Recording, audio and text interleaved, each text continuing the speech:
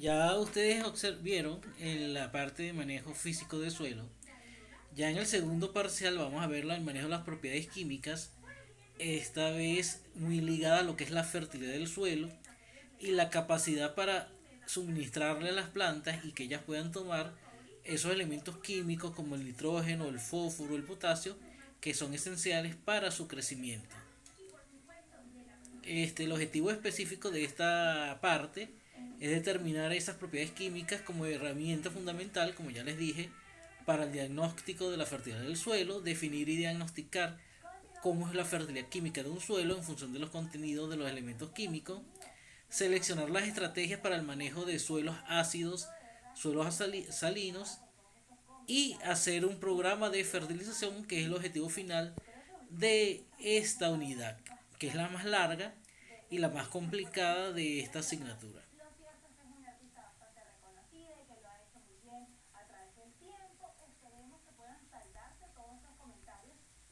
Entonces nosotros tenemos que en la parte química el suelo puede tener alteraciones en la fertilidad, como es la alcalinidad, que es pH por encima de 8, la sodicidad, que es la presencia del sodio con un agente dispersante, la salinidad, que es el contenido de sales, que aumenta el potencial osmótico, y la acidez, que son pH por debajo de 5,5. Esto también, la fertilidad está asociado a problemas físicos que lo vimos en el primer bloque, como la compactación, el encostramiento, la aireación y la retención de humedad. Y esto va a afectar, todo esto en su conjunto va a llevar a problemas químicos que afectan la disponibilidad de nutrientes. Esto va a depender de las características climáticas como los regímenes de precipitación, la temperatura, la radiación, y en función de ellos nosotros debemos reconocer todas aquellas limitaciones que van a afectar la capacidad del cultivo para absorber y captar nutrientes necesarios para su crecimiento. Las propiedades químicas del suelo para un individuo las puede observar a través de la parte visual, viendo si la planta tiene algún marchitamiento, algún necrosamiento, con pruebas empíricas del campo, con ensayos a nivel de invernadero. Y para un agrónomo eso lo puede hacer o a través de análisis foliar, a través de análisis visual en el campo o a través de análisis de suelo o la combinación de ambos. ¿Okay? Esos análisis los vieron ustedes en edafología general, que tenían que ver con el pH, el contenido de materia orgánica, las pruebas de conductividad eléctrica, entre otros elementos. Entonces, la fertilidad va a depender de la textura y la estructura del suelo. Ustedes recordarán que las arcillas, especialmente aquellas del tipo 2A1, presentan una mejor fertilidad que un suelo arenoso. Van a depender de la profundidad efectiva, porque un suelo a mayor profundidad efectiva va a tener mayor capacidad de suplir nutrientes, de la humedad, porque muchos de estos nutrientes son transportados a través del agua, y del drenaje, porque condiciones inadecuadas de aireación dificultan el desarrollo de las raíces y la actividad biológica del suelo. Esto está muy ligado a los factores físicos que ustedes vieron en el primer bloque. Entonces, el diagnóstico de la fertilidad del suelo, aquí nosotros tenemos una curva que les indica cómo es la absorción de nutrientes hasta alcanzar un máximo, y después eso va declinando. El interés nuestro es brindar la mayor cantidad de nutrientes para alcanzar el máximo de producción y no aplicar en menor ni mayor cantidad lo mismo, ya que esto representa o menos rendimiento o gastos innecesarios porque le estamos aplicando nutrientes cuando la planta no lo requiere. La reacción del pH, este gráfico también sirve para ilustrar la reacción del pH del suelo. Fíjense que la disponibilidad de nutrientes en general en el gráfico anterior está en pH cercano a la neutralidad, y esta disminuye cuando el suelo es ácido o el suelo es alcalino. Por eso en esta unidad estudiamos tanto los suelos con problemas de acidez como los suelos con problemas de alcalinidad.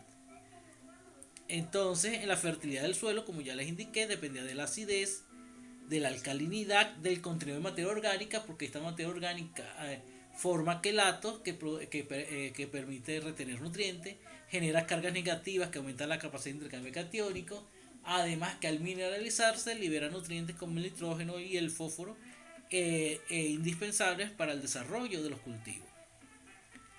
Aquí tenemos que los nutrientes, la dinámica de los nutrientes en el suelo. Ellos pueden estar en forma sólida, en forma lábil, pueden estar en la solución del suelo donde son tomados por las raíces. Estos pasan a la parte aérea de las plantas donde posteriormente se traslocan y pasan a la parte comercial del cultivo, que puede ser la mazorca, en el caso del maíz, los frutos, que es la parte que nosotros nos interesa. También estos nutrientes se pueden perder por erosión, que fue el último tema del primer parcial, y se pueden perder por lixiviación en el caso de suelos muy arenosos, ¿ok? Donde la infiltración es muy rápida y esto hace que junto al agua se vayan perdiendo nutrientes. El diagnóstico de la fertilidad, como ya los indicamos, usted lo puede evaluar por sintomatología visual, por ejemplo, viendo hojas necrosadas, clorosis intravernal en el caso del magnesio, por ejemplo, hojas moradas en el caso de deficiencia de fósforo. Puede hacer análisis foliar para determinar los nutrientes que están en las hojas. Puede hacer análisis de suelo para saber los nutrientes que están disponibles en el suelo y que potencialmente pueden ser absorbidos por la planta, y en función de ello interpreta esos resultados. También usted debe conocer los ciclos de los diferentes elementos, que eso lo vieron en química agrícola, como el ciclo del nitrógeno, el ciclo del fósforo, el ciclo del potasio y del magnesio, que son afectados por las condiciones edáficas.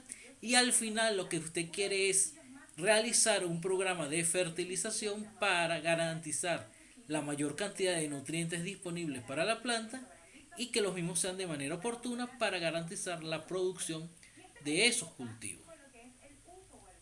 Entonces aquí tenemos, por ejemplo, tres suelos con en tres suelos venezolanos en la zona de Palo Gordo, en el estado Táchira, en la zona de Mende, en el estado Portuguesa, en Barinas y en Maturín, estado Monagas. Los tres presentan características de pH distintas. Vamos de pH ácido, como el de Maturín, que son suelos arenosos, por ejemplo en la mesa de Guanipa, hasta suelos ya con pH neutro, el de Táchira, Palo Gordo. En materia orgánica, estos varían desde 1,7, un suelo con muy baja materia orgánica y obviamente poca capacidad de intercambio catiónico, de 2,7. Esto hace que retenga pocos nutrientes y por lo tanto el suelo no le va a ofrecer mayores nutrimentos a la planta para su metabolismo, mientras que los suelos con alto contenido de materia orgánica tienen mayor capacidad de intercambio catiónico, y entonces ese suelo puede captar calcio, magnesio, potasio, que posteriormente por intercambio con las raíces van a ser utilizados por el cultivo para su producción. Entonces aquí vemos tres elementos que influyen en la fertilidad del suelo, como es el pH, es la materia orgánica y es la capacidad de intercambio catiónico. Ojo con esto, porque estos son el tipo de preguntas que van a ir en la actividad práctica que se le va a asignar después de esta clase.